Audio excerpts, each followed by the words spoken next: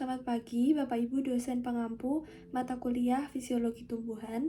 Melalui video ini, kami dari kelompok A5 akan memaparkan materi mengenai dormansi pada kuncup dan biji tumbuhan. Berikut adalah outline materi yang akan kami paparkan. Yang pertama ada bud dormancy, penyebab terjadinya bud dormancy, faktor yang memecah bud dormancy, dan seed dormancy, penyebab terjadinya seed dormancy, dan faktor yang memecah seed dormancy. Hampir semua tumbuhan darat menghasilkan meristem tambahan berupa tunas aksilar atau tunas adventif selain meristem apikal pucuk. Pertumbuhan tunas ini memiliki dampak yang signifikan pada arsitektur tumbuhan ataupun kemampuan tanaman untuk bersaing dengan tanaman tetangga ataupun untuk menanggapi dan bertahan dari kondisi lingkungan yang ekstrim. Akibatnya, tidak mengherankan bahwa tanaman telah mengembangkan mekanisme kompleks untuk mengatur dormansi dan pertumbuhan tunas apikal, aksila, dan adventif. Dormansi kuncup adalah proses di mana meristem atau kuncup tanaman menjadi sebagian besar tidak aktif untuk menahan kondisi lingkungan yang keras. Namun, proses fisiologis tidak akan sepenuhnya berhenti dan dapat dikembalikan kembali. Berakhirnya dormansi kuncup ditandai dengan kembalinya pertumbuhan kuncup. Terdapat 3 fase dari dormansi tunas yang dipengaruhi oleh jenis-jenis musim, suhu, dan lingkungan yang berbeda. Pertama ada paradormansi, di mana pertumbuhan tunas lateral ditekan oleh tunas terminal, sebuah fenomena yang dikenal sebagai dominansi apikal. Fase ini terjadi di saat musim gugur atau autumn. Kedua, ada endodormansi, di mana hari pendek dan atau suhu rendah memicu sinyal tunas internal sehingga tunas menjadi toleran terhadap suhu jauh di bawah titik beku. Tunas endoderman melacak unit pendinginan dan tidak akan melanjutkan pertumbuhan sampai kondisi dingin selesai. Fase ini terjadi di saat musim dingin atau winter. Ketiga, ada ekodormansi, di mana menandai tahap terakhir dormansi, di mana tunas melanjutkan kemampuan untuk tumbuh tetapi terhambat oleh kondisi cuaca yang tidak menguntungkan. Fase ini terjadi di saat musim semi atau spring. Borchardt dalam Hidayat dan kawan-kawan menyatakan bahwa perubahan kondisi lingkungan membuat tumbuhan mengeluarkan mekanisme adaptasi dormansi tunas, yang artinya perubahan-perubahan yang terjadi di sekitar tumbuhan memaksa tumbuhan untuk bertahan hidup, sehingga muncul mekanisme dormansi tunas ini sebagai bentuk adaptasi.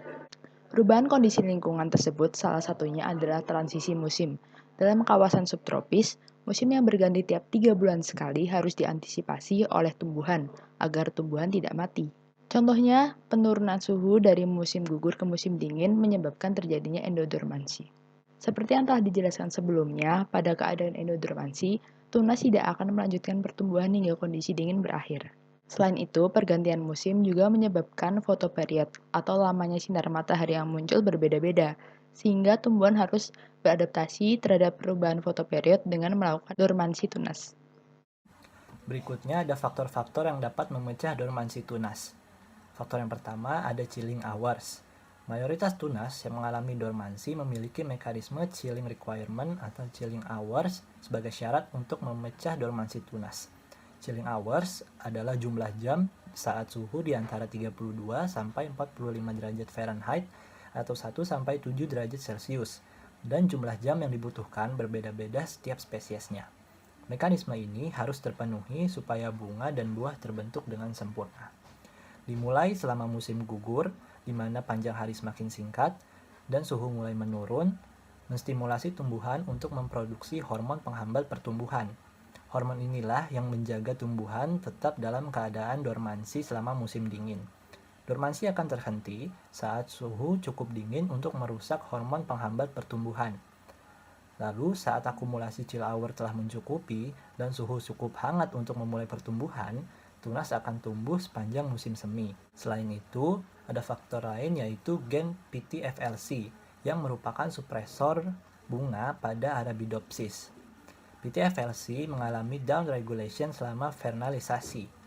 Dengan prinsip vernalisasi, downregulation dari FLC bisa menjadi faktor dalam pemecahan dormansi tunas.